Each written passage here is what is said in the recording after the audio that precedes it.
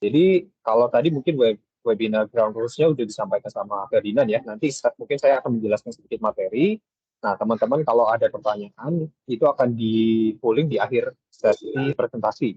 Nanti mungkin bisa chat ya, Fer ya, di kolom komen. Jadi teman-teman nanti akan di-polling di situ pertanyaannya untuk saya jawab setelah sesi ini gitu ya. Oke, kita mulai. Jadi apa sih yang akan kita bahas pada diskusi webinar di pagi hari ini? Sebetulnya ada 5 hot topic utama. Yang pertama itu saya akan membantu menjelaskan mengenai bagaimana sih fixed asset management ini bekerja sebetulnya ya di beragam sektor industri terutama. Kemudian bagaimana kondisi industri perbankan before dan after asset management sebetulnya. Nanti kita akan lihat seperti itu. Nanti yang ketiga itu adalah bagaimana Aktivo sendiri berperan dalam menyediakan layanan untuk solusi fixed asset management sendiri gitu ya. Kita akan sedikit cerita tentang Aktivo juga produk ini. Kemudian yang keempat baru kita masuk ke inti utama pembahasan di webinar pagi hari ini yaitu bagaimana teman-teman yang menggunakan asset management system ini bisa memenuhi beberapa regulasi-regulasi yang sudah ditentukan ya seperti PSAK, Antasena, ya dari OJK ataupun BI gitu ya. Kemudian yang terakhir kita akan sedikit kasih gambaran sebetulnya apa sih yang akan asset management ini kembangkan dalam beberapa waktu ke depan gitu ya. Nanti kita akan lihat. Oke, sebelum memulai mungkin saya izin memperkenalkan diri dulu Bapak Ibu yang sudah join di webinar kita. Jadi saya adalah Sander Herman, saya adalah product manager dari Aktivo sendiri gitu ya. Jadi memang saya sudah bekerja di kota ini sendiri. Jadi saat ini sudah lebih dari 4 tahun mengembangkan produk dari asset management solution. Gitu. Oke, nah kita mulai dari topik utama mengenai penjelasan sedikit tentang understanding fixed asset management solution. Ya.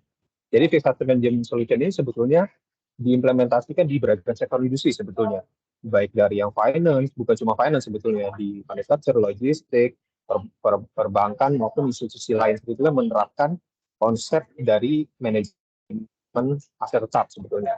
Jadi yang digunakan dalam manajemen aset tetap sendiri itu adalah semua life cycle siklus hidup aset ya. Karena kita memanage aset tetap, jadi yang kita akomodir dalam prosesnya adalah mulai dari pencatatan aset, tracking, maintenance aset, sampai dengan asetnya sudah rusak ya berakhir umur ekonomi sih kita akan lakukan disposal aset gitu ya. Nah semua ini sebetulnya siklus hidup pemanfaatan aset ini kita catat semua, kita transaksikan semua di dalam satu sistem itu end-to-end system solutionnya di Aktivo. Nah sebetulnya Bapak Ibu, untuk sebagai informasi ya Bapak Ibu ya, manajemen aset tetap ini sebetulnya sudah dipraktekkan dalam berabad-abad sebetulnya ya. Sebetulnya dari mungkin kalau teman-teman tahu mungkin dari industri 4.0 ya, mungkin yang mereka kelola adalah mesin-mesin produksi gitu ya. Karena era mesin produksi sudah ada gitu. Nah, di tahun 2000-an saat internet sudah mulai ada, nah konsep digitalisasi asset management ini mulai pindah dari konsep manual di kertas paper sudah mulai pakai sistem. Jadi kita juga Aktivo mengawalinya dengan aplikasi yang desktop application sebetulnya, aplikasi yang masih diinstal di masing-masing laptop. Nah, berkembangin zaman terus berkembang, sebetulnya praktek pengelolaan aset manajemen ini belum berpindah karena secara teknologi juga berkembang. Jadi sekarang sudah mulai web-based application dan sudah mulai trennya ke arah mobile application.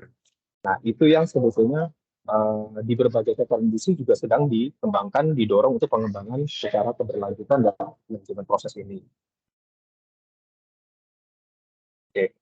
Nah, sebetulnya secara aset manajemen ini dimanfaatkan untuk berbagai benefit apa sih sebetulnya? Yang pertama itu ya, kita membantu improvisasi aset tracking sebetulnya, improve proses tracking aset. Karena biasanya kalau teman-teman masih menggunakan secara manual, tanpa sistem, semua proses trackingnya masih dilakukan by human sebetulnya, dan belum ada dukungan teknologi. Sehingga sangat mungkin adanya kondisi resiko aset ini mudah hilang.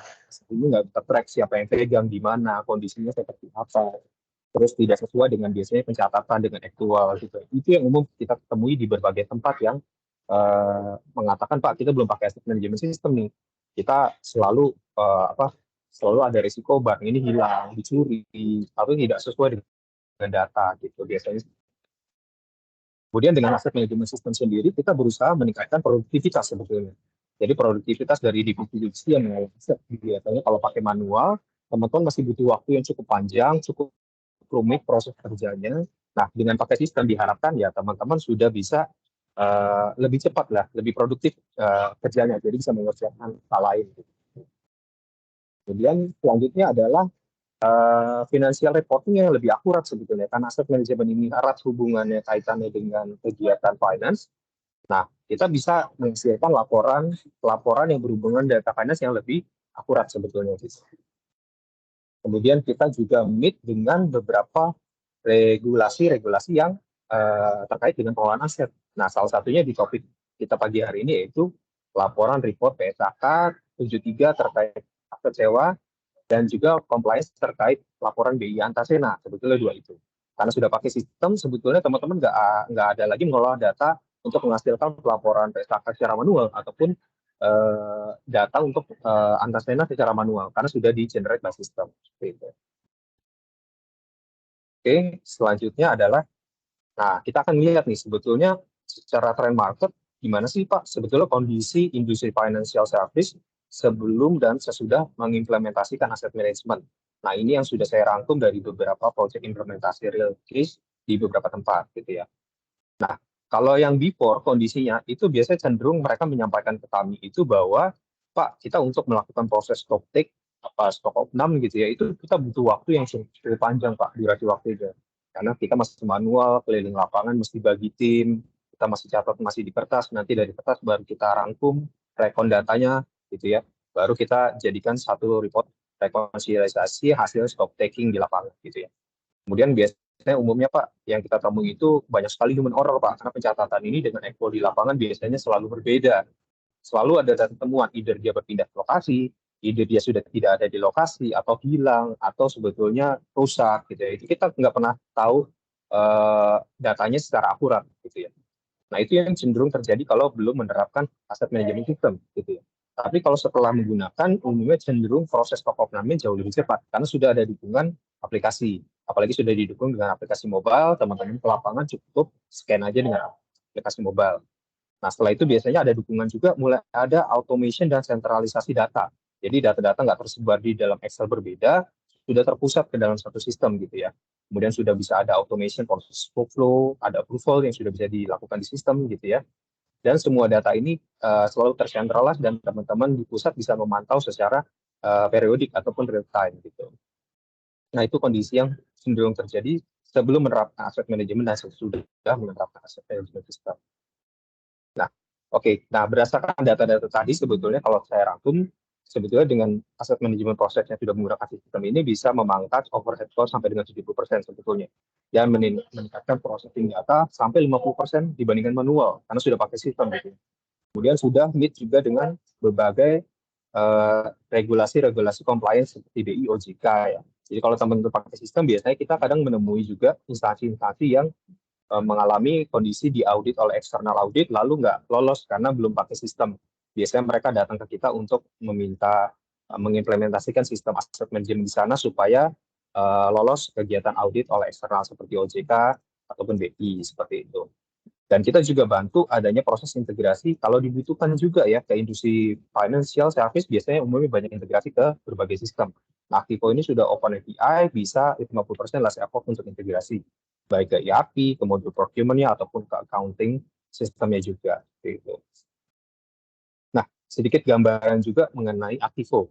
Jadi Aktivo ini secara market sustainability itu sudah lebih dari 10 tahun ada di market Indonesia.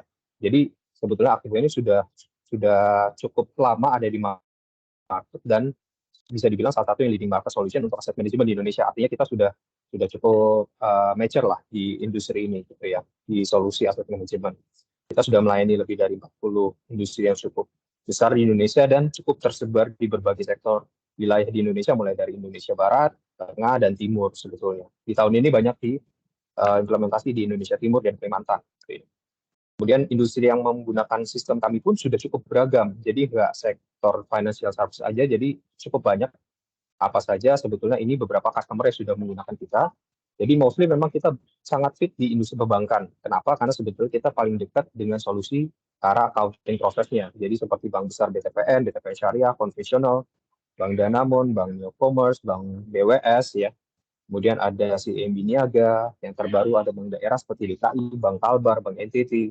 Nah ini sangat fit dengan kita. Tapi kita juga ada banyak portfolio juga di industri kayak pemerintahan ya, Bulog, Nusantara Regas, ya, Timah, kemudian ada beberapa manufacturer seperti Tako, Konimex gitu ya. Dan yang terbaru juga ada grup MAP ya, retail yang sudah kita juga seperti Mitaras dulu juga retail juga.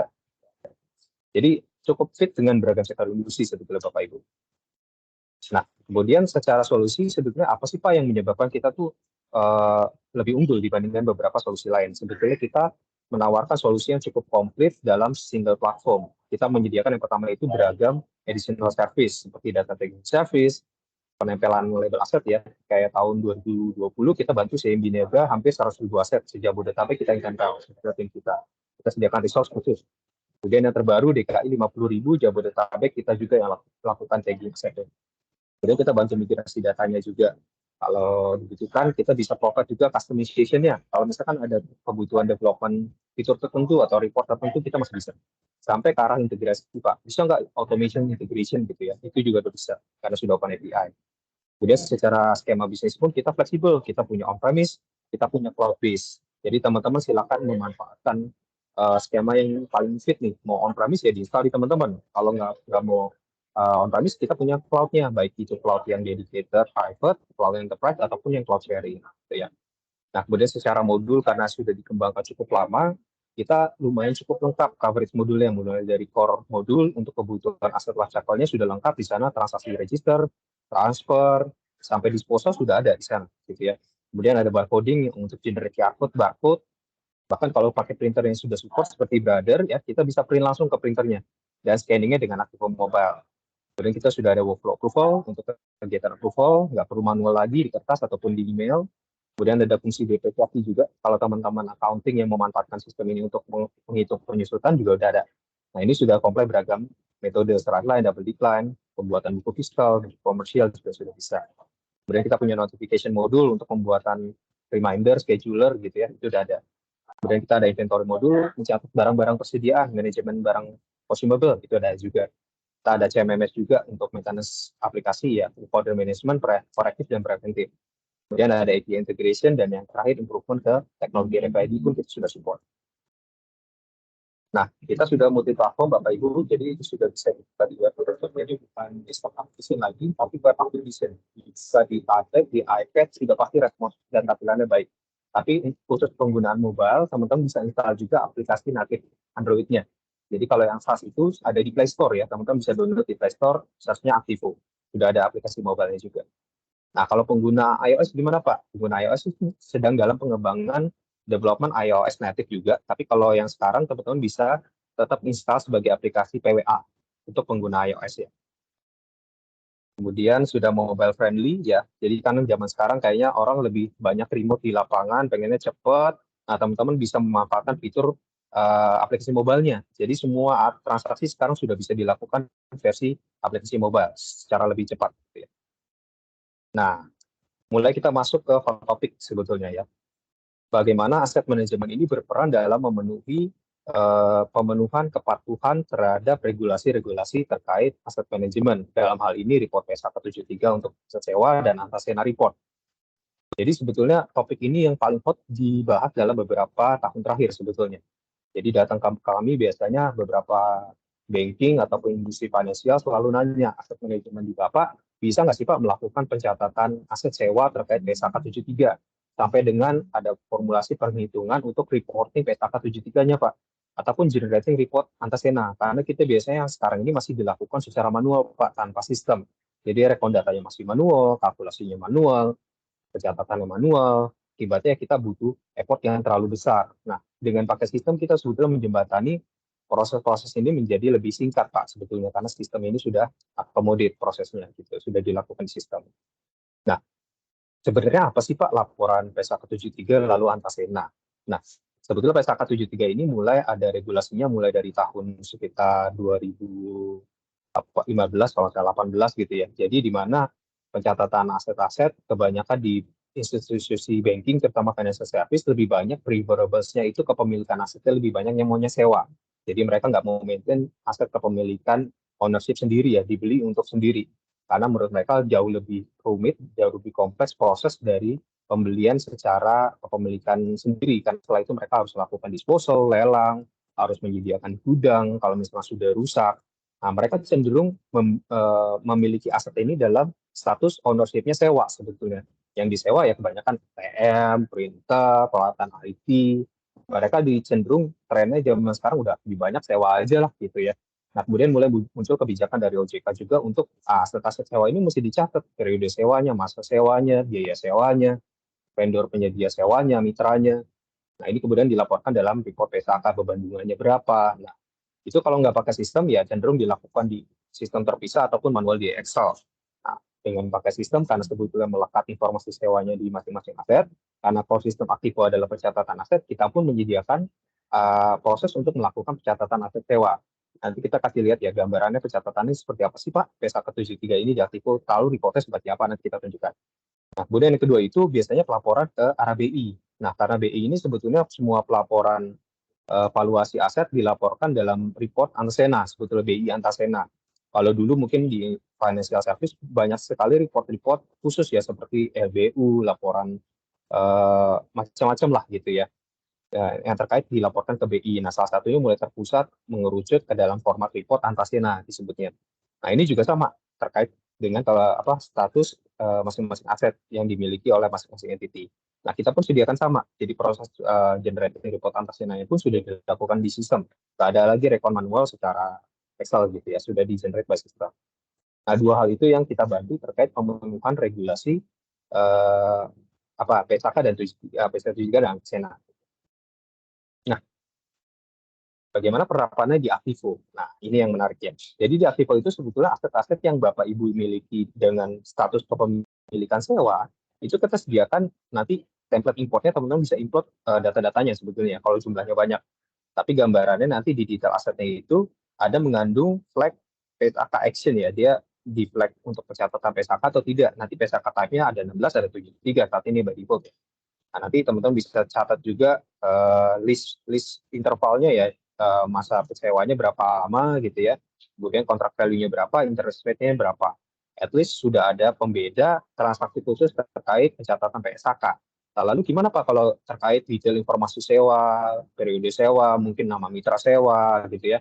Nah, kita sediakan juga dynamic properties. Nah, teman-teman bisa tambahkan informasi detail sewanya selengkap mungkin dan tidak terbatas dalam bentuk custom field. Misalkan tanggal mulai perjanjian sewa, tanggal berakhir sewa, nama mitra sewa, kelengkapan informasi sewa, sampai dengan attachment dokumen-dokumen administratif terkait pengelolaan sewa, misalkan kontrak sewanya gitu ya, atau BAST terima sewanya. Nah, teman-teman bisa upload di attachment sebetulnya kelengkapan dokumentasinya. Sehingga sekarang pencatatan terkait aset sewa ini menjadi lebih komprehensif karena sudah di masing-masing aset dan lengkap. Jadi misalkan si aset MacBook Pro ini ya jelas kita tinggal lihat ke detail asetnya, ini PSAK-nya nilainya berapa, terus tanggal perjanjian sewa kapan, tanggal berakhir masa sewanya kapan. Nah, pencatatan sudah. Yang kedua itu adalah nanti teman-teman bisa bikin set reminder. Kapan misalkan ini sudah mau berakhir, kita di-remind dong Pak, supaya ada perpanjangan. Ada juga yang memanfaatkan ini untuk sebetulnya melakukan kegiatan transaksi lanjutan lah ya, misalkan renewal gitu ya. Nah, itu at least di sistem ini udah membantu memberikan reminder supaya nggak lewat gitu, udah keburu lewat, nanti ada penalti atau yang lain gitu ya. Teman-teman dengan pakai sistem ini tentunya mencegah potensi yang tadi kelewat dari sudah berakhir ya, masanya sudah berakhir sewanya. Nah, itu kita akomodir semuanya di sistem proses end-to-end-nya. Sampai nanti teman-teman juga tinggal generate report dalam fixed format yang sudah kita sediakan sebetulnya. Nah, ini contoh implementasi di salah satu banking.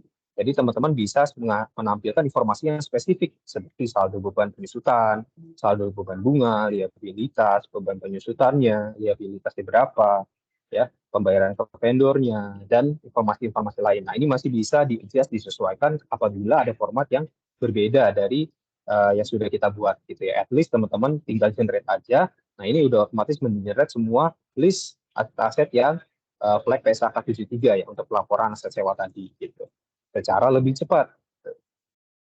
Nah, kedua juga sama. Kalau Antasena, karena lebih ke pelaporan detail informasi aset ya, list aset. Nah, kita juga sediakan format field yang biasanya dalam kolom-kolom yang sudah sesuai dengan format report Antasenanya. Ya, biasanya ada nomor aset, ya jenis valuta, sumber perolehan, metode pengukuran, status, jumlah debit kredit, gitu ya, jumlah laporan bulanan, akumulasi penyusutan, dan lokasi ataupun informasi lain. Nah, ini tuh sama case-nya, treatment-nya. Jadi kalau teman-teman mau adjust lagi, misalkan ada perbedaan, masih bisa dimungkinkan di sistem ini. Gitu. At least teman-teman nggak lagi ada proses rekon manual, teman-teman tinggal generate dari template report atasnya. Tinggal generate aja udah menghasilkan report yang teman-teman butuhkan. Gitu. Oke. Kemudian yang terakhir sebetulnya, jadi apa sih Pak sebetulnya kalau aset manajemen yang kira-kira akan berkembang dalam 5-10 tahun ke depan, the future-nya gimana nih Pak aset manajemen? Ya supaya kita siap-siap juga di banking ini atau di financial service atau di industri kami mulai prepare nih, kira-kira pengembangan lanjutannya seperti apa. Nah sebetulnya ada 5 poin utama sebetulnya kondisi pengembangan aset manajemen di jangka panjang gitu ya. Yang pertama ada potensi integrasi ke IoT dan sensor. Jadi teman-teman di beberapa sektor industri mungkin ya, itu sudah mulai bergerak ke arah deteksi sensor. Jadi trackernya pun sudah didukung dengan teknologi IoT. Seperti industri energi gitu ya, mining, oil and gas, mereka mulai pasang sensor-sensor di aset-aset supaya mereka bisa nge-track utilisasinya, pemanfaatan asetnya itu mulai diukur performance-nya. Ya, kapan dia mesti downtime, kapan dia mesti dirawat, sudah menempuh berapa kilometer jaraknya, terus konsumsi bensinnya berapa liter dalam per hari gitu ya. Nah ini untuk mencegah pemanfaatan yang tidak optimal. Jadi seluruh aset mereka akan track secara real time gitu ya, melalui sensor-sensor dan mengirimkan notifikasi secara real time juga. Nah yang kedua itu ada juga mulai berpindah memigrasikan antara skema on-premise yang dimana mereka mesti maintain server ya, mulai ke cloud-based solution. Mereka mulai taruh pindahin semuanya di cloud. Mau environment internal pun udah mulai pakainya cloud-based. Mau pakai cloud server kita juga boleh gitu ya. Cloud package kita sudah sediakan skema produk cloud berlangganan juga subscription. Jadi mereka nggak repot-repot beli server, maintain server gitu ya. Sudah tinggal pakai cloud solution dari kita. Itu juga udah ada. Trennya udah mulai bergerak ke arah sana gitu ya. Kemudian yang ketiga itu mobile accessibility ya. Jadi sekarang orang lebih seneng males Pak kalau kita sekarang pasti pakai laptop mesti berdiri duduk di depan laptop. Kita maunya cepet nih karena direksi, manajer pengennya melihatnya di iPad, lihatnya di handphone gitu ya. Kita sudah sediakan aplikasi mobile. Jadi teman-teman bisa melakukan fungsi yang sama, nggak harus melalui web application versionnya. Jadi sudah bisa dilakukan di versi mobile-nya. Gitu. Lapangan audit bawahnya mobile. Maintenance, aktualisasi, eksekusi pelaksanaan maintenance pun di mobile. Take foto dari mobile, scan dari mobile. Semua sekarang mobile based. Gitu. Kemudian yang ketiga itu mulai arahnya ke data analitik dan reporting. Jadi teman-teman karena sudah mengumpulkan data yang demikian komprehensif, jangka panjangnya data-data ini diharapkan bisa memberikan analisa yang lumayan komprehensif dan reporting yang mereka butuhkan, baik itu dalam bentuk raw data report ataupun dashboard report. Nah, diharapkan data-data ini bahkan jangka panjangnya bisa memprediksi tren sebetulnya, kapan dia tren perawatannya setiap pengulangan repetisi berapa lama gitu ya, kapan dia mesti dijadwalkan untuk di repair atau dia di disposal setelah cycle berapa lama. Nah, sistem ini yang akan membantu nanti memberikan data-data analisa secara lebih komprehensif. Gitu ya. Kemudian yang keempat itu mulai akan dibangun aset ecosystem integration. Jadi karena sistem aset manajemen ini sebetulnya erat kaitannya dengan beragam sistem, mulai dari procurement, accounting, terus maintenance system. Nah, kita mulai membangun ekosistem yang mulai ada seamless integration ke sistem-sistem lain. Jadi mengkonsumsi data ataupun update datanya itu secara API sebetulnya ekosistem integration. Nah saat ini sudah mulai terbangun seperti itu, terutama di ekosistem banking. Kita biasanya terintegrasi dengan proses procurement, PR, PO, GR, masuk otomatis sebagai aset di Aktivo. Nanti baru kita lakukan transaksi di Aktivo, kita juga mengirimkan data jurnal ke accounting. Nah yang sekarang terjadi umumnya seperti itu. Gitu. Tapi memungkinkan adanya integrasi ke sistem lain sebetulnya. Nah yang kelima itu, yang terakhir sebetulnya setiap sistem itu diharapkan bisa fleksibel untuk melakukannya kustomisasi dan konfigurasi secara mandiri oleh user. Jadi kita menyediakan sistem yang cukup dinamis sehingga teman-teman pakai sistem pun nggak repot-repot. Setiap ada perubahan itu harus request sebagai CR, enhancement. Jadi kita sediakan sistem yang dinamis seperti misalkan mau nambah field Pak, ya silakan tambah sendiri Pak. Kita sediakan custom field. Nggak terbatas, teman-teman bisa konfigurasi sendiri. Misalkan workflow-nya Pak, kita mau atur jenjang level approval-nya berbeda nih tiap transaksi. Nah, kita sudah sediakan juga tuh workflow engine-nya. Jadi teman-teman bisa atur sesuai urutan. Kemudian dashboardnya Pak, kita mau personalize ya. Di Activo itu sudah bisa. Jadi teman-teman bisa atur as a widget urutan dashboard yang di halaman personal utama teman-teman, maunya data-data apa yang ditampilkan. Itu pun sudah mulai personalized, configurable, dan dinamis seperti itu. Oke, ini akhir slide presentasi saya. Kira-kira ada yang mau ditanyakan dulu, teman-teman? Oke, terima kasih Pak Chandra atas presentasinya. Sungguh menarik ya Bapak Ibu. Nah, bagi Bapak Ibu nih yang penasaran, kita akan membuka sesi Q&A untuk Bapak Ibu. Langsung saja Bapak Ibu ketik di room chat ya, room chat ini, dan sebutkan nama serta perusahaannya. Ditunggu ya Bapak Ibu.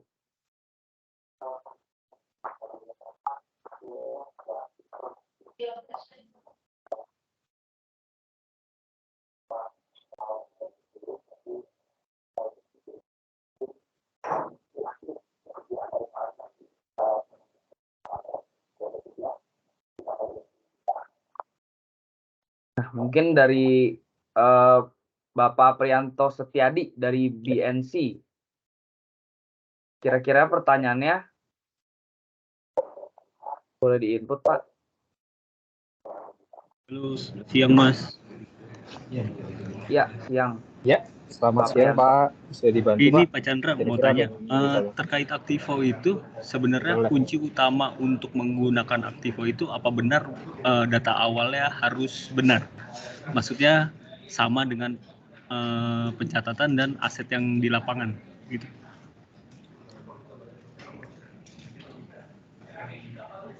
Sorry Pak, agak terputus-putus kayaknya sinyal saya. Bisa dibantu ulang mungkin Pak? Iya, saya maaf, jelas nggak Pak?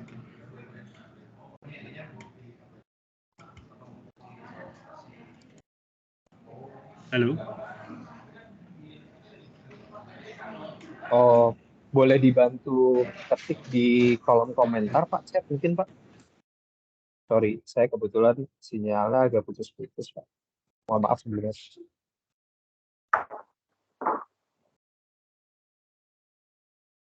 Mungkin sambil menunggu, saya izin menjawab pertanyaan sedikit dari Sophie ya. Apakah Activo bisa diintegrasikan dengan core banking? Oke. Lalu apakah jasa tagging aset bisa dilakukan di Sumatera Bali? Oke, yang pertama itu untuk Activo diintegrasikan dengan core banking. Sebetulnya di beberapa case di Bank BTPN, di Bank DKI, itu kita integrasi dengan core banking, Pak. Jadi untuk proses yang biasanya terjadi itu ke arah procurement dan jurnal sebetulnya. Ya. Jadi memungkinkan Pak. Jadi kalau apa ditanya bisa dimungkinkan integrasi dengan core banking tentu bisa supaya automation proses itu terjadi supaya dari procurement biasanya GR pengadaan aset teman-teman nggak ada proses manual ekspor impor data lagi Pak. Jadi diharapkan masuk ke Activo terregistrasi secara otomatis. Nah itu yang biasa terjadi di banking. Kemudian kita juga yang terakhir itu proses terakhirnya adalah mengirimkan data jurnal Pak. Biasanya jurnal dari transaksi-transaksi yang dilakukan di Activo. Mulai dari jurnal jurnal depresiasi, revaluasi, penjualan aset, terus transfer biasanya. Nah, itu bisa dimungkinkan juga. Nah, metode integrasinya pun bisa beragam. Kalau kita nggak boleh nge-hit ke core banking langsung, biasanya kita pakai middleware service, Pak. Jadi perantara. Nanti via API bisa lakukan integrasi datanya, baik searah ataupun dua arah. Kemudian, apakah bisa dilakukan tagging di Sumatera Bali? Nah, sebetulnya kita sudah pernah lakukan di Sumatera Jawa Bali, Pak, sebetulnya. Di project di Bank Neo Commerce. Nah, untuk di luar kota bisa kita sediakan tim khusus, cuma nanti tinggal kesepakatannya effort akomodasi apakah ditanggung dari kita atau dari tempat teman-teman. Tapi itu memungkinkan, kita sudah pernah lakukan juga. Yang Sumatera Jawa Bali itu terakhir Bank E-Commerce. Nah, kalau yang di CIMB sama DKI, nah kebetulan agreement-nya kita yang lakukan di Jabodetabek aja. Nanti yang di luar Jabodetabek, tim mereka secara mandiri, kita lakukan training ke mereka. Jadi roll out di luar Jabodetabek mereka lakukan sendiri. Tapi dengan pendampingan dari kita. Nah, kemudian apakah bisa integrasi dengan ERP Oracle? Nah, kebetulan kita integrasi dengan ERP itu sudah pernah dengan SAP sama Microsoft Dynamics, Pak. Tapi kalau ERP Oracle sebetulnya nggak jauh berbeda, Pak. Sebetulnya masih bisa. Gitu. Nah, untuk GPS apakah bisa deteksi lantainya? Nah, sebetulnya GPS itu geotagging yang kita implementasi di Activo itu dalam bentuk longitude latitude, Pak. Jadi belum bisa mendeteksi tingkat ketinggian ya. Tapi kalau memang mau menggunakan tracker via GPS, nah itu secara real time sebetulnya masih memungkinkan juga gitu. Nah, kalau perpindahan antar lantai sebetulnya kita ada teknologi yang bisa mengakomodir itu, Pak. Biasanya kita menerapkannya dalam bentuk RFID solution. Nah, kalau RFID solution biasanya implementasi di masing-masing gate tiap lantai itu kita tempelkan RFID reader. Jadi saat dia terbaca masuk, dia akan ke flag, akan terupdate location current-nya di lantai berapa. Nah, itu kita bisa lakukan itu. Tapi nggak perlu pakai GPS sebetulnya. Kalau GPS itu kan dia nge-ping tiap detik tuh, Pak. Nah, kalau RFID itu cuma berdasarkan movement ke detect reader masuk atau enggak gitu. Jadi itu memungkinkan, Pak. Jadi kita ada implementasi RFID itu di beberapa tempat yang office treatment ya, seperti di Mitsui, kemudian di KTM, Karya Teknik Multifinance juga ada. Dan ini lagi mau ongoing juga di Sumitomo Group ya, Indonesia, dan satu lagi ada di tempat lain juga. Tapi memungkinkan, Pak. Nah, kalau kendala ketidaksesuaian aktivo dengan real physics asetnya sebetulnya di mana-mana kayak problemnya itu sih, Pak, sebetulnya. Jadi cenderung bahkan dengan aktivo ini sebetulnya kita bantu di awal itu data tagging itu untuk memvalidasi, Pak. Soalnya kita harus stok opnam dulu di awal gitu ya, memastikan sebelum pakai sistem ini kita bantu audit dulu deh. Tim kita yang keliling ke lapangan kita tempel, nanti kalau data temuan kita laporkan. Pak, dari data 1000 aset yang Bapak laporkan kita sudah tempel sejumlah 900 misalnya. Yang 50 hilang, yang 50 ini sudah rusak, Pak, gitu. Nah, biasanya dari laporan itu kemudian kita migrasikan ke sistem. Jadi pas masuk sistem itu data dipastikan bersih, Pak, termasuk kondisinya, termasuk foto asetnya, sudah tertempel barcode. Jadi teman-teman tinggal lakukan cycle berikutnya. Kalau ada aset baru aja, tinggal didaftarkan lagi. Gitu. Ya, kalau RFID otomatis, Pak. Jadi nggak ada proses manual.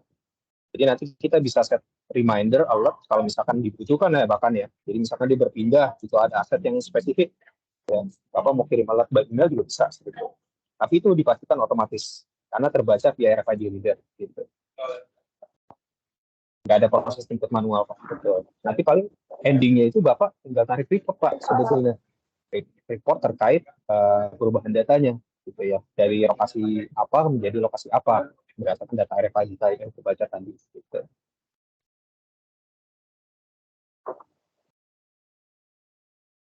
Baik, Oke. sudah terjawab, Pak. Kalau masih ada pertanyaan lanjutan atau ada yang mau bertanya lagi, Ada boleh, Pak, masih ada lagi dari di teman-teman? kolom chat.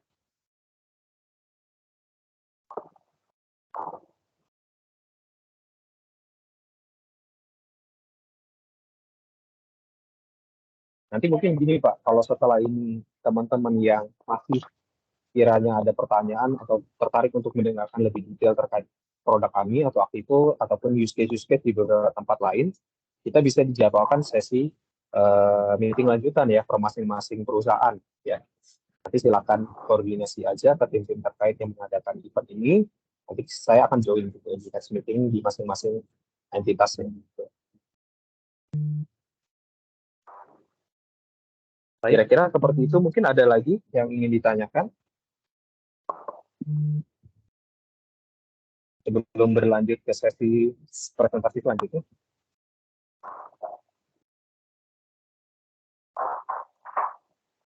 Ya, boleh tulis di kolom chat, Pak, kalau ada yang mau bertanya.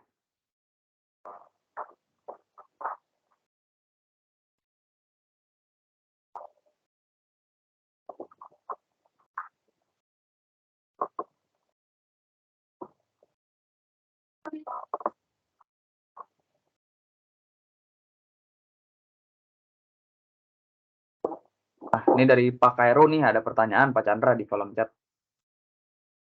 Apakah integrasi sistem core kami ada penyesuaian data keluaran dari core aplikasi di setiap atau di setiap aplikasi kami? Nah, sebetulnya justru kita better, Pak, menyesuaikan dengan aplikasi existing Bapak. Jadi kita nggak ada merubah apapun kondisi di sistem core Bapak. Jadi misalkan biasanya yang jadi perbedaan itu format data, Pak, yang umum terjadi. Jadi biasanya kita minta di sistem core Bapak apa field-field yang digunakan untuk nantinya akan kita integrasikan datanya. Biasanya kan ada perbedaan field itu. Nanti kita yang bantu mappingkan, kita akan bantu analisa.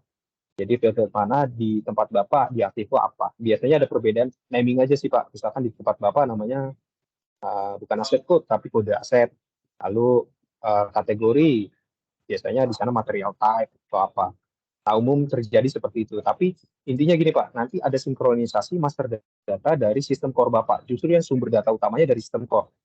Jadi yang Aktivo ini tinggal ngambil menyamakan aja sebetulnya. Master datanya apa aja, Pak? Misalkan lokasinya di mana saja. Nanti kan lokasi masing-masing ada kodenya. Cost center-nya apa saja, lalu tipe asetnya apa saja, material type biasanya gitu ya. Nah, itu semua kita ambil dari satu sumber source data yang sama gitu, betul. Nanti paling kalau transaksional asetnya ya baru dilakukan Aktivo, Pak. Nah, ini nanti apakah dikirimkan balik ke Bapak atau tetap di Aktivo. Nah, itu tergantung nanti proses flow integrasinya seperti apa.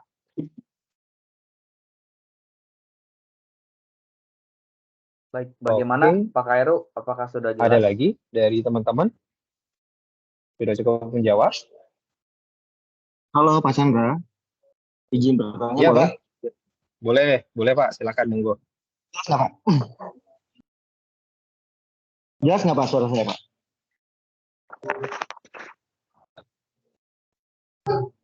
Halo Pak, jelas nggak suara saya Pak? Ya, gimana Pak? Ya Pak. Pak, untuk di sistem Aktivo sendiri ini, apakah bisa dimasukkan proses pembelian aset baru nggak Pak? Contohnya sepertinya misalkan saya ada pembelian aset baru, yaitu misalkan satu laptop. Nah, misalkan dari region atau dari cabang itu dia mengajukan proses pembelian aset baru yang dimasukkan ke sistem tersebut, bisa nggak Pak? Kayak proses approval-nya sendiri gitu Pak. Gini Pak, kalau approval-nya ada Pak untuk proses transaksional saat sudah menjadi aset. Nah, yang kita proses yang bisnis yang kita nggak akomodir itu sebetulnya proses pengadaan procurement-nya Pak. Proses pembeliannya itu beyond di Aktivo sebetulnya di luar. Biasanya kita integrasi dengan sistem e-procurement. Karena proses PR, PO, GR, vendor management itu biasanya di sistem procurement. Nah, itu kalau approval terkait aset transaksinya bisa di Aktivo Pak sebetulnya. Tapi saat sudah diregister sebagai aset, misalkan dia ditransfer butuh approval. Terus kita sebetulnya ada transaksi request juga. Jadi kalau misalkan ada cabang-cabang yang request aset baru laptop, misalkan ada hiring orang baru, dia butuh laptop baru. Nah, transaksi request asetnya bisa di Aktivo. Tapi yang nggak kita akomodir itu transaksi pembeliannya justru. Itu di procurement, biasanya kita integrasi. Tapi workflow-nya ada Pak, kalau di Aktivo. Oke, baik Pak. Workflow-nya bisa by email bahkan. Jadi bisa by aplikasi ataupun by email. Kira-kira cukup menjawab Pak? Cukup Pak.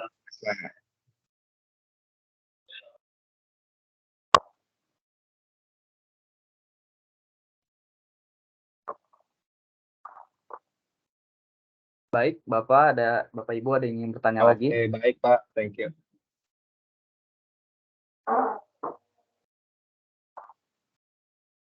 Oke, ada lagi sebelum lanjut ke sesi selanjutnya?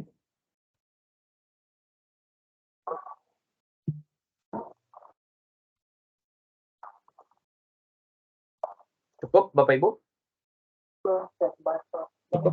Mungkin bisa dilanjut, Fer? Oke. Oke, terima kasih ya Bapak Ibu yang telah bertanya. Terima kasih juga Pak Chandra atas penjelasannya. Tidak berlama lagi, kita selanjutnya mari kita sambut pembicara kedua kita. Bapak Agung Lesmana selaku Product Manager Claim. Waktu dan tempat dipersilakan.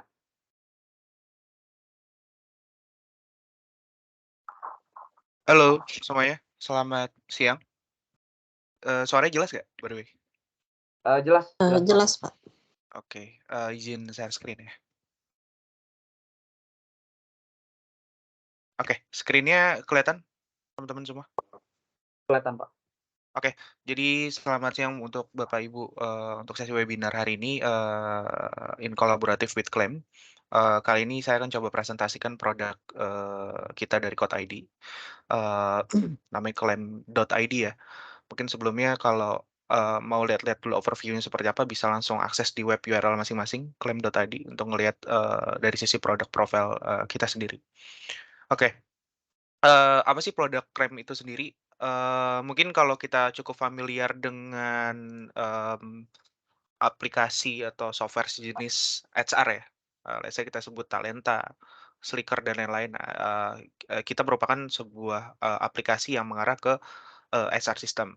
Nah, specifically-nya, produk ini diperuntukkan untuk perusahaan-perusahaan yang membutuhkan sistem dalam pemrosesan reimbursement. Nah, Biasanya di awal itu, dari sisi company itu, ada beberapa problem ya untuk kita bisa tahu terkait apa sih yang menjadi kendala di masing-masing perusahaan dalam pemrosesan, reimbursement atau, klaim itu sendiri gitu. Yang pertama mungkin dari sisi, mungkin banyak perusahaan yang masih menggunakan sistem tradisional ketika orang ingin melakukan reimbursement itu, kayak masih dilakukan secara, fisik gitu dan, masih menggunakan metode yang belum digital gitu. Nah, tentunya di sini, cukup memakan effort dari sisi, company itu sendiri ya. Dan juga, kedua dari sisi transparansi dan budget dari masing-masing perusahaan itu, biasanya ada beberapa pertanyaan dan, clarity. Kayak, gimana sih untuk divisi A, divisi B, atau departemen A atau departemen B itu, limit dari masing-masing, reimbursement itu, sejauh apa. Nah, itu kadang-kadang dari sisi company itu agak sulit untuk men-sounding-kan itu gitu. Nah, itu menjadi salah satu pain point yang ada di perusahaan sekarang. Dan, yang ketiga, mungkin lebih kayak ketika kita mau lihat sebuah proses monitoring itu loh, dari, saat pengajuan, reimbursement sampai dengan, uang itu nanti masuk ke masing-masing pengaju. Nah itu, prosesnya sendiri kurang kurang transparan ya. Nah di sini menjadi salah satu pain point juga dari sisi, company itu sendiri. Nah untuk dari sisi employee,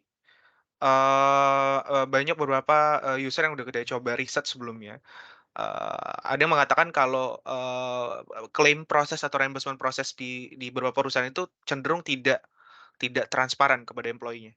Dalam artian, mereka tidak tahu, apa yang bisa dilakukan pengajuan, apa yang menjadi limitasi mereka, dan apa yang bisa dilakukan, untuk menindaklanjuti dari proses reimbursement itu sendiri gitu.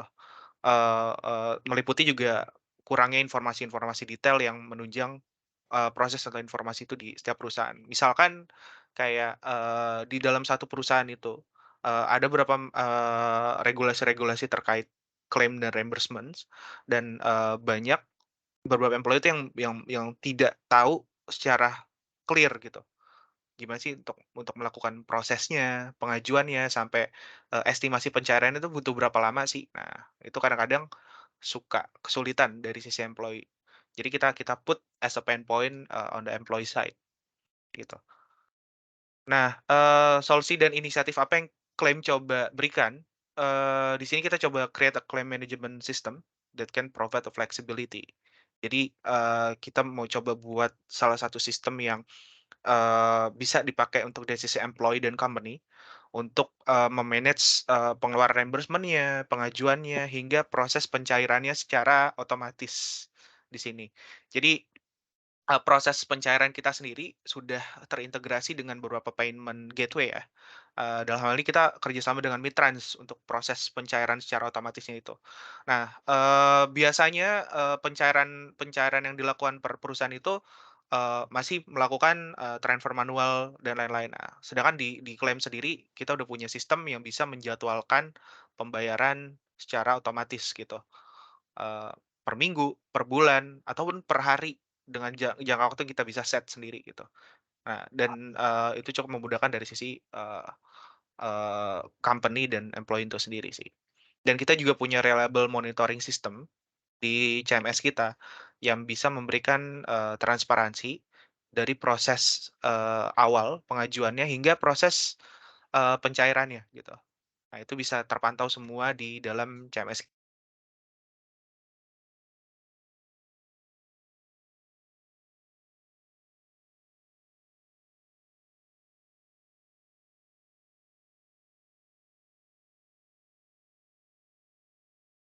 Sorry, Pak Agung, ke-mute ya, Pak?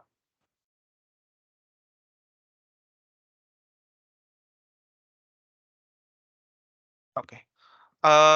Baru baru ke-mute ya tadi ya, Mas, ya? Iya, waktu sebelum pindah slide ya. Oh, pindah slide. Oke oke oke, coba. Di product overview-nya sendiri, tadi kita udah coba, jelasin. Nah, ini salah satu produk kita juga di CMS. Nah, di portal ini nanti company bisa melakukan, administrasi, session.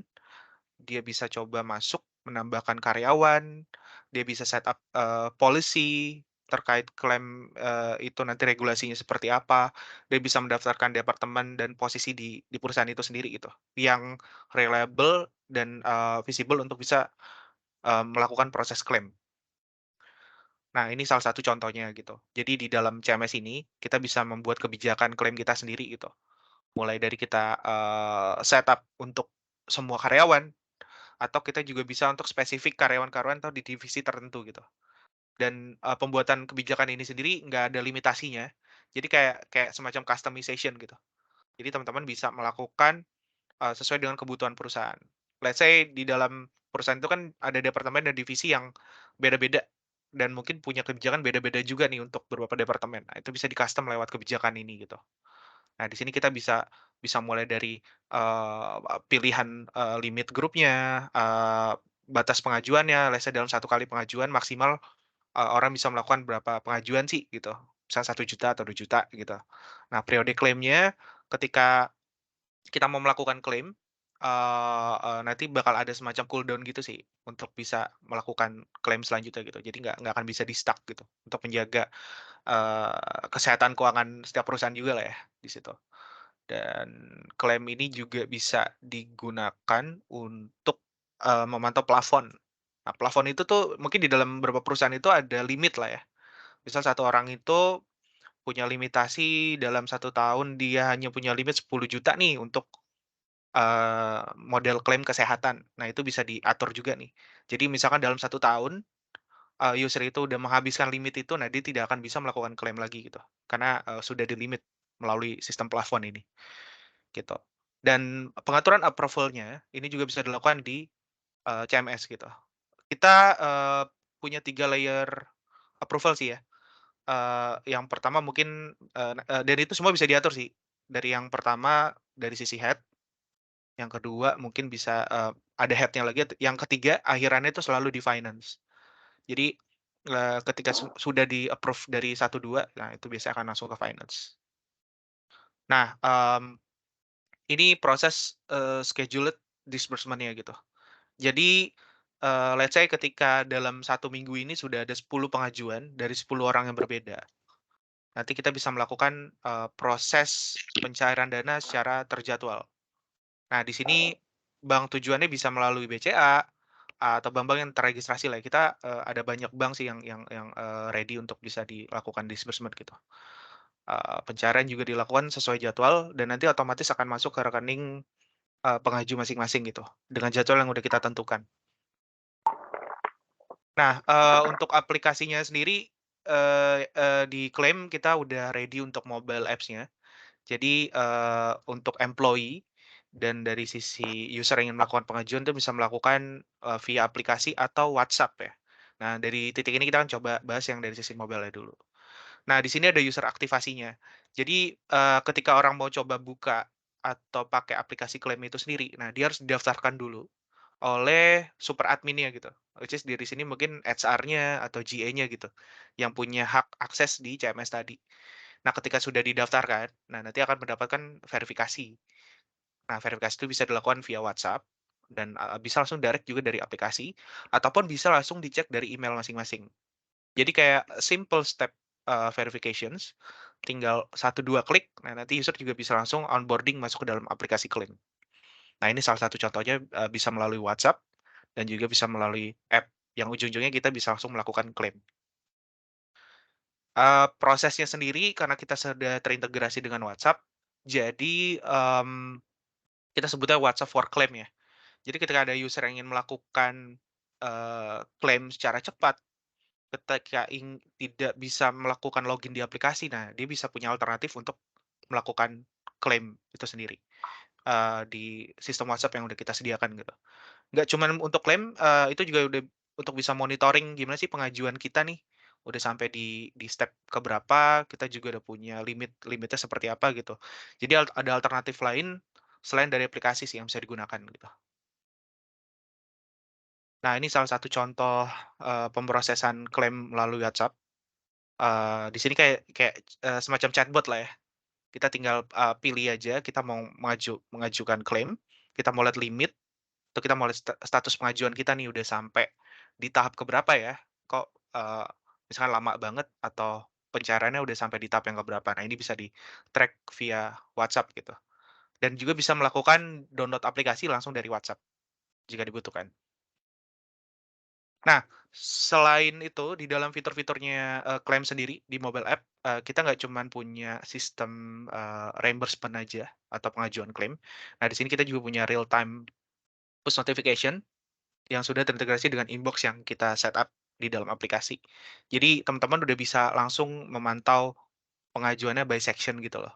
Jadi nggak harus cari satu-satu lagi dan juga bisa lalu melalui kalender ya. Kalender ini semacam kalender period tracker ya. Jadi kayak langsung teman-teman bisa lihat di titik-titik tertentu, ada proses apa dan yang upcoming itu ada proses seperti apa, misalnya pencairan atau, periode klaim sudah berhasil di-refresh lagi gitu. Nah, kita sebutnya di sini, advance reminder dan multiple notification. Nah, selain itu, di klaim sendiri kita juga terintegrate dengan beberapa portal news ya. Jadi, di sini kita bisa coba lihat beberapa update, terkait, berita, klaim, HR, ataupun berita-berita yang lagi hot sekarang gitu loh, dengan integrate dengan beberapa, URL perusahaan, news and magazine gitu. Nah, selain fitur dari sisi, reimbursement dan lain-lain, nah di sini juga kita menyediakan wadah untuk, user yang ingin melakukan pengajuan cuti, izin, dan sakit gitu. Yang sekarang kan biasanya masuk melalui email atau secara langsung ke lead masing-masing. Nah, di sini juga kita sediakan fitur untuk orang bisa melakukan pengajuan cuti, izin secara langsung, dan terintegrasi juga dengan lead-nya masing-masing. Nah, pengaturan ini, ada di CMS ya, nanti, dari sisi user bisa melakukan pengaturan, secara langsung, profilnya seperti apa dan kuotanya seperti apa gitu. Jadi karena let's say cuti tahunan itu kan ada kuotanya ya. Nah, itu nanti masing-masing misalnya ada kebijakan setiap tahun kuotanya nambah atau berkurang, nah itu bisa disesuaikan sih. Jadi prosesnya bakalan transparan dalam aplikasi klaim ini sendiri, gitu. Nah, nggak cuman itu, di sini kita juga punya loyalty program. Di sini lebih ke, milestone ya, untuk ada event-event dari company. Biasanya nanti akan kita sesuaikan, misalnya ada kebutuhan untuk melakukan event atau activity tertentu yang bisa menghasilkan poin, dan poin itu, ready to redeem lah ya, mungkin dengan voucher pulsa ataupun apapun itu, based on regulasi dari perusahaan masing-masing. Jadi kita menyediakan portal gamification-nya juga di aplikasi klaim. Dan yang terakhir, yang fitur yang kita baru, kembangin, di sini kita juga punya employee absence, clock in dan clock out. Mungkin, teman-teman udah pernah pakai aplikasi absence sebelumnya atau masih melakukan absence secara fingerprint atau digital ya. Nah, di Klaim sendiri kita udah bisa melakukan itu via aplikasi dengan 3 metode ya. Salah satu metode adalah melalui selfie dan, yang kedua itu kita melalui based on location gitu. Nah, jadi nanti teman-teman bisa melakukan proses absensi di mana aja, dengan regulasi yang ditetapkan oleh, perusahaan gitu. Misalkan, batas keterlambatan tidak boleh lebih dari 9.30. Nah, nanti bakal ada warning semacam reminder ataupun kalau ada proses absen yang melewati jam tersebut, nah itu akan, mendapatkan, status khusus yang menandakan kalau orang ini late gitu. Nah, data-data ini bisa dikalkulasikan nantinya. Nah, untuk aplikasi klaimnya sendiri sudah tersedia di Play Store dan App Store. Tapi ini khusus untuk yang sudah, berlangganan ya. Mungkin, nanti, ada Mbak Deborah yang bisa menjelaskan mekanisme untuk berlangganan klaim seperti apa. Yang pastinya, di sini aplikasi ini terbuka untuk company. Ketika ingin menggunakan aplikasinya secara langsung harus terintegrasi dengan company-nya tersebut gitu, harus didaftarkan oleh company-nya dulu gitu. Nah, tapi, kalau ada teman-teman yang ingin coba secara langsung, kita juga udah punya demo sih. Jadi nanti teman-teman bisa mengakses dari, klaim ID, klaim.id, pengajuan layanan, nah di situ ada demo. Nah nanti teman-teman tinggal isi aja perusahaannya apa, nanti kan dapat APK yang bisa di-download dan bisa ngatur-ngatur sendiri perusahaannya. Semacam trial lah ya, untuk coba, aplikasinya secara langsung, tanpa harus berlangganan dulu gitu. Nah ini ada contoh-contoh prosesnya, yang ada di dalam aplikasi sih ya. Mungkin bisa saya puterin salah satu, admin, waktunya masih cukup nggak kira-kira? Masih Pak, silakan nggak apa-apa. Masih ya? Saya coba izin putar dari sini ya. Nah, ini videonya jalan nggak ya? Jalan jalan. Jalan ya? Oke, jalan ya? Iya. Nah, ini salah satu contoh demo aplikasinya. Nah, di sini user, anggapannya sudah didaftarkan oleh perusahaan. Nah, dia masuk, nah dia belum terverifikasi dan dia coba verifikasi via WhatsApp dulu. Nah, verifikasi kita via OTP di WhatsApp ya, jadi bukan dari SMS. Nah, nanti tinggal masukin kode yang ada di WhatsApp. Nah, dia login pertama kali untuk dapat status dan onboarding dulu lah ya. Nah, di sini sebenarnya ada beberapa fitur lagi yang belum disebutin di slide sih. Cuman core-nya kita mau coba proses klaimnya gitu. Nah, di sini teman-teman tinggal coba simple step-nya aja untuk melakukan pengajuan. Masukkan keterangan, masukkan jumlah saldo yang pengen diajukan, dan yang paling penting adalah masukkan buktinya gitu loh, bukti reimbursement-nya, struknya ataupun dokumennya gitu. Nah, pengajuan berhasil dikirim nih. Nah itu ada tiga layer approval-nya. Jadi nanti akan dicek dulu gitu dari sisi approval-nya. Nah, ini contoh dari sisi approval-nya. Nah, approval ngecek dulu dan dia melakukan approve dengan e-signing. Gitu. Nah, proses berhasil diterima dan balik ke usernya. Dan di sini bisa lihat juga dari sisi finance untuk melakukan proses penerimaan terakhir gitu. Nah, balik ke CMS-nya di sini kita juga punya proses untuk melakukan accept claim dari CMS gitu by finance. Nah, ketika sudah dilakukan, nah, nanti akan masuk ke portal menunggu pembayaran gitu untuk penjadwalan disbursement selanjutnya.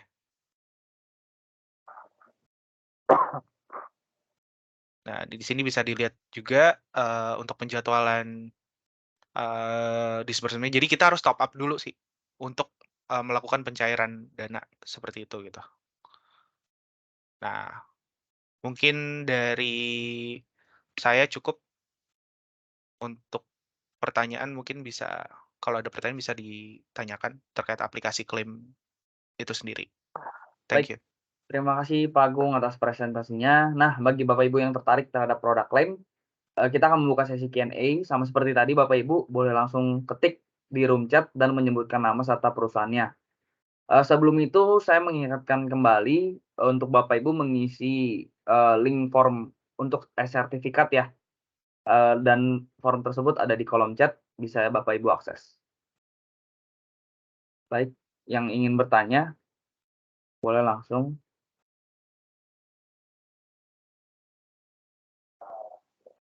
Pak Agung, udah ada nih Pak titipan pertanyaan. Oke, boleh. Apakah ada fitur pelaporan atau analisis yang memungkinkan manajemen melihat tren pengeluaran dan mengambil keputusan berdasarkan data tersebut? Kita punya fitur di CMS namanya Advanced Reporting. Nah, mungkin di situ ada sih analisa dari setiap, let's say, periodically per bulan, per tahun, pengeluaran disbursement-nya sejauh apa, dan gimana defisitnya juga di situ juga ada sih di halaman CMS kita gitu. Kayak mungkin di bulan ini pengeluaran disbursement sebesar 15 juta, ternyata di bulan kedua turun nih dari 15 ke 6 juta gitu. Dengan periode yang tertentu gitu. Nah, kita udah punya fiturnya juga sih, Mbak, di klaim namanya Advanced Reporting untuk itu. Ya. Oke, oke, sudah terjawab ya. Kalau gitu ada lagi Bapak Ibu yang ingin bertanya?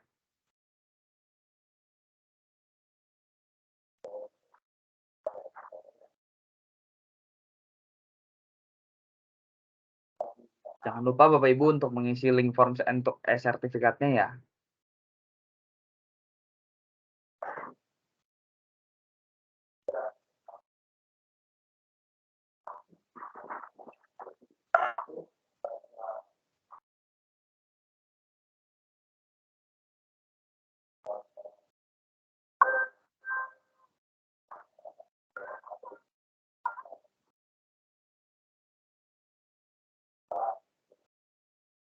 Bagaimana Bapak Ibu? Ada yang ingin bertanya? Oke, ada lagi nih Pak Agung, titipan pertanyaan.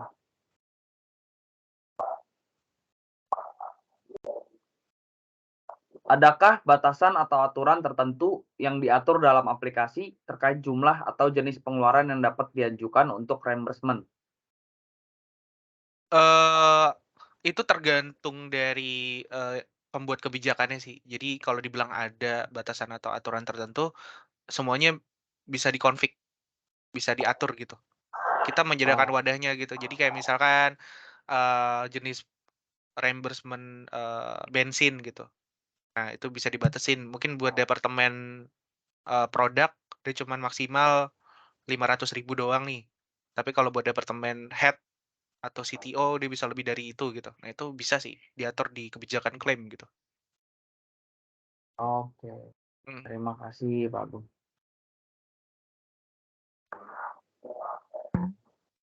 Ada lagi Bapak Ibu yang ingin bertanya?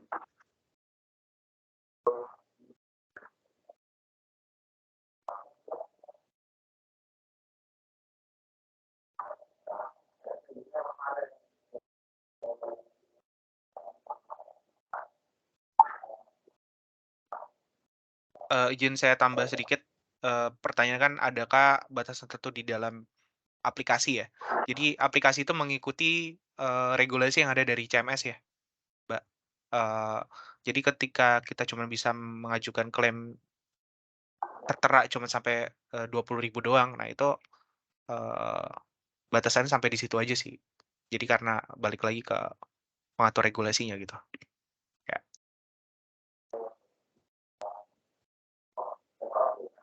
Baik Pak Agung, saya ingin bertanya nih Pak, kira-kira apakah ada notifikasi atau status tracking yang memungkinkan user untuk mengikuti perkembangan pengajuan reimbursement mereka?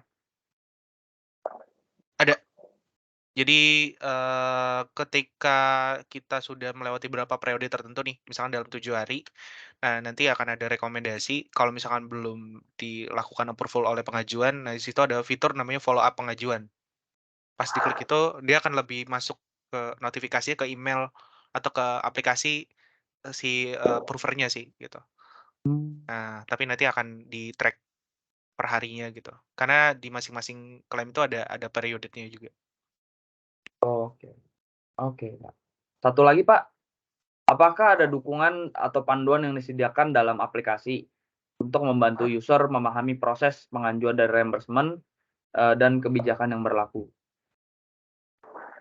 Ada. Kita punya user guide dokumentasi dan di dalam aplikasi kita juga punya user onboarding sih ya.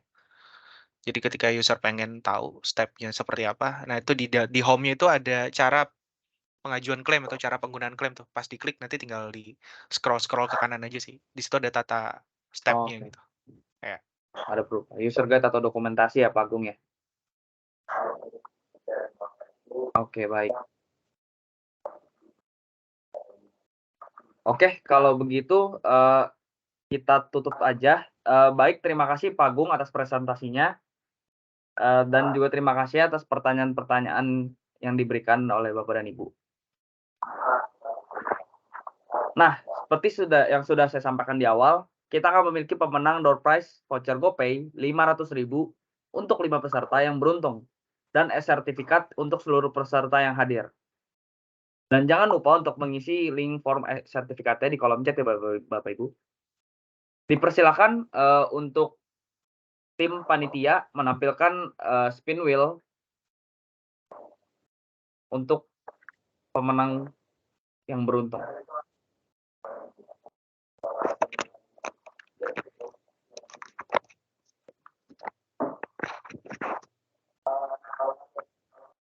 Oke, boleh langsung dimulai.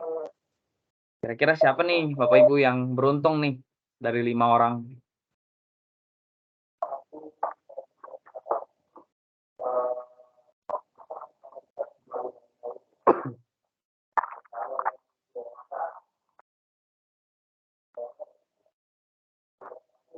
Ibu Tias Pinatsi dari BAF, apakah hadir, Ibu? Ibu Tias Pinatsi dari BAF.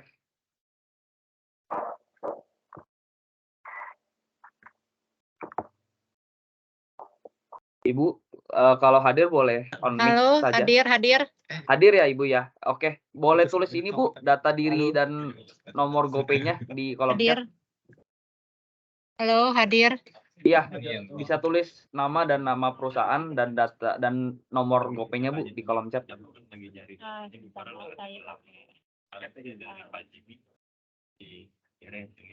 Yang ditulis apa ya? Nama serta perusahaannya dan nomor GoPay-nya Bu. Nanti dari tim kami akan Nomor kontak Ibu GoPay langsung. berarti bisa pakai nomor HP ya? Iya, betul.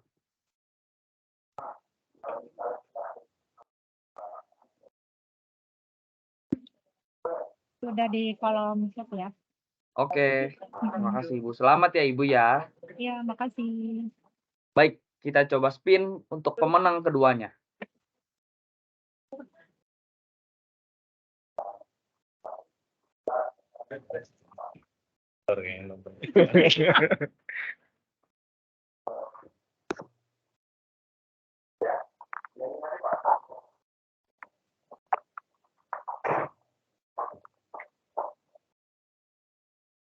Bapak Topan Krisnanda dari PT Bank NTB Syariah.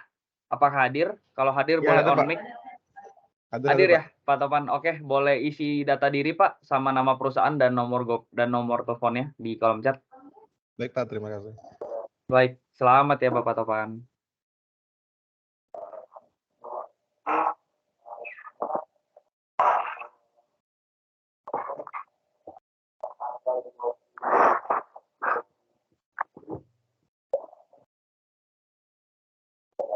Oke, boleh kita lanjut spin ya.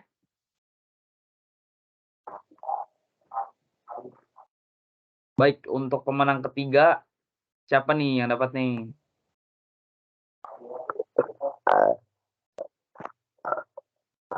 Bapak Ahmad Abdul Aziz dari PT Ligong Machinery Indonesia. Selamat nih Pak Ahmad. Boleh on mic Pak, jika hadir. Terima kasih, Pak. Oke, hadir ya Pak ya. Iya, hadir, Pak. Ya, boleh tulis data diri Pak sama nama perusahaan dan nomor teleponnya. Nanti dikontak sama tim kami. Ya, Pak. Terima kasih, Pak. Selamat. Ya, selamat Pak Ahmad.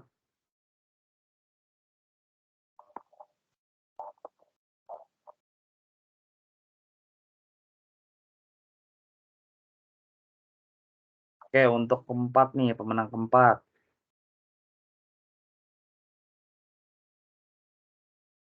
M. Rifat Aufa dari PT Bukit Energi Service Terpadu. Apakah hadir? Bang.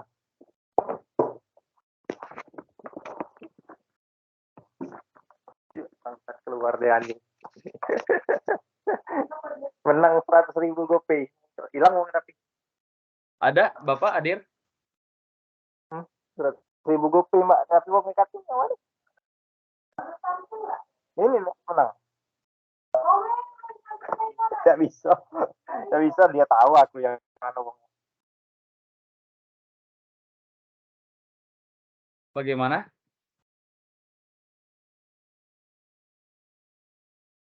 Tidak hadir ya? M. Rifat Aufa dari PT Bukit Energi Service Terpadu.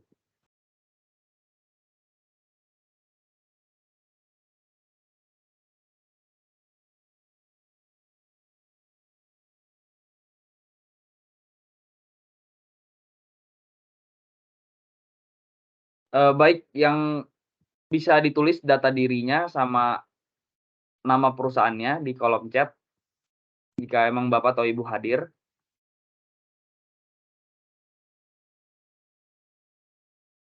Oke, kita lanjut ke pemenang kelima ya.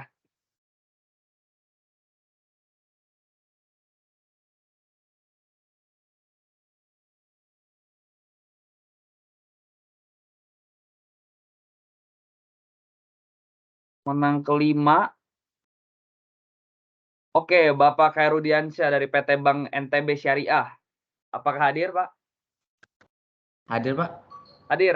Oke. Boleh tulis data diri, Pak, seperti yang lain di kolom chat ya.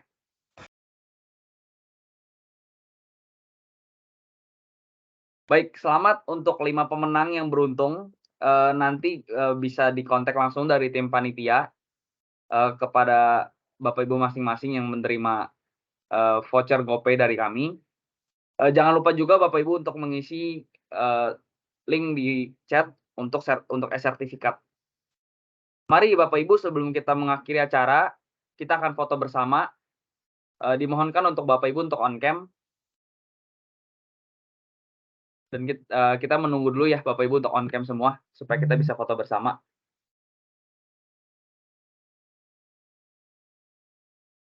Ayo on cam lagi Bapak Ibu.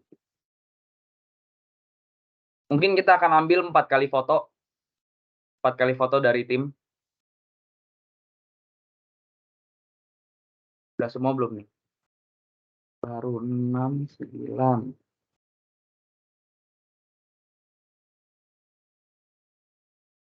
Baru 12. Ayo Bapak Ibu yang belum on cam, kami masih menunggu.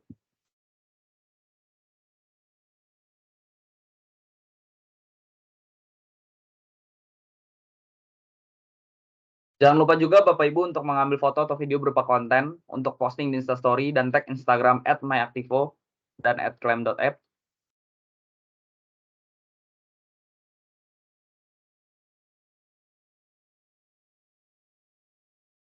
Baik, apakah sudah semua?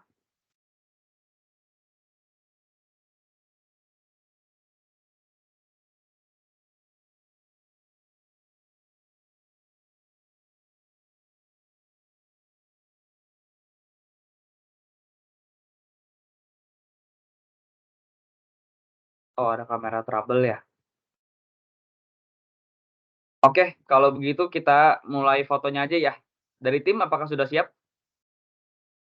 Oke. Saya hitung ya. Nanti kita ada 4 kali foto, saya hitung 1, 2, 3 ya. Oke, 1, 2, 3.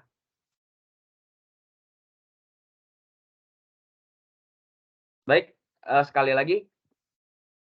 1, 2, 3. Baik, sekali lagi dari tim. 1, 2, 3. Oke, terakhir ya. Terakhir ya Bapak Ibu. 1, 2, 3. Baik, terima kasih Bapak Ibu, dipersilakan untuk off cam kembali. Makasih. Terima kasih Bapak Ibu. Tidak terasa kita sudah berada di penghujung acara hari ini. Terima kasih kepada Bapak Ibu atas perhatiannya dan partisipasinya mengikuti acara pagi hari ini. Terima kasih juga kepada Pak Chandra dan Pak Agung atas materi yang diberikan. Dan tidak ketinggalan, saya juga berterima kasih kepada seluruh panitia event yang telah membantu dan mendukung keberlangsungan acara hari ini. Semoga acara hari ini memberikan kita pandangan baru terhadap pentingnya asset management system. Dan saya Ferdinand Wijaya selaku MC pamit undur diri. Dan sampai jumpa di event Aktivo selanjutnya. Terima kasih Bapak Ibu. Terima Terima kasih kasih semua. teman-teman Sampai Aktivo. jumpa. Terima kasih Pak Semoga Ibu. sehat Terima selalu. kasih. Ya, sampai ketemu lagi di opportunity berikutnya. Selamat siang. Selamat siang, izin deh. Selamat siang semuanya. Semangat bekerja. Selamat siang. Terima kasih. Terima kasih tim Aktivo. Terima kasih Giska, Thank you Elsa. semuanya. Terima kasih host kondang.